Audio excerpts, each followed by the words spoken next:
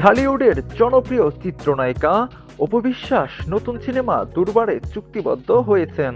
তার বিপরীতে অভিনয় করেছেন জনপ্রিয় অভিনেতা আব্দুন নূর সজল।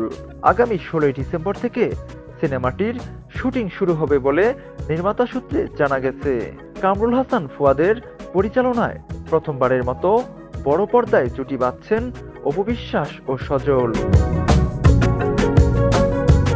সিনেমাটির গল্প ও চিত্রনাট্য লিখেছেন আব্দুল্লাহ জহির বাবু। নির্মাতার ভাষ্য, দুর্বার একটি থ্রিলার ও মার্ডার মিষ্টি ঘরানার সিনেমা। তবে এখনোই গল্পের বিস্তারিত প্রকাশ করতে চান না তিনি। পরিকল্পনা অনুযায়ী একটানা শুটিং চলবে এবং দ্রুত দৃশ্য ধারণ শেষ করা হবে। শুটিং শুরুর আগে পুরোদমে প্রস্তুতি নিচ্ছেন শিল্পীরা। সজল, অপু বিশ্বাস সহ সংশ্লিষ্ট কলাকুশলীরা নিয়মিত রিহার্সেলে ব্যস্ত সময় কাটাচ্ছেন।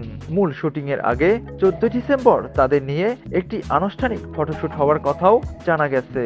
এই সিনেমায় অপু, সজল ছাড়াও অভিনয় করেছেন জান্নাতুল নূর, সানজু জন সহ আরো কয়েকজন।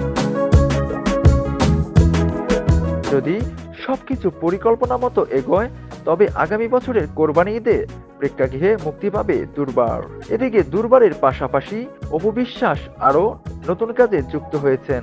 তিনি সম্প্রতি বন্ধন বিশ্বাস পরিচালিত সিক্রেট সিনেমায় চুক্তিবদ্ধ হয়েছেন, যেখানে তার সহশিল্পী আদর আজাদ। দুর্বার শেষ করেই অপু সিক্রেটের শুটিংয়ে যুক্ত হবেন বলে জানা গেছে।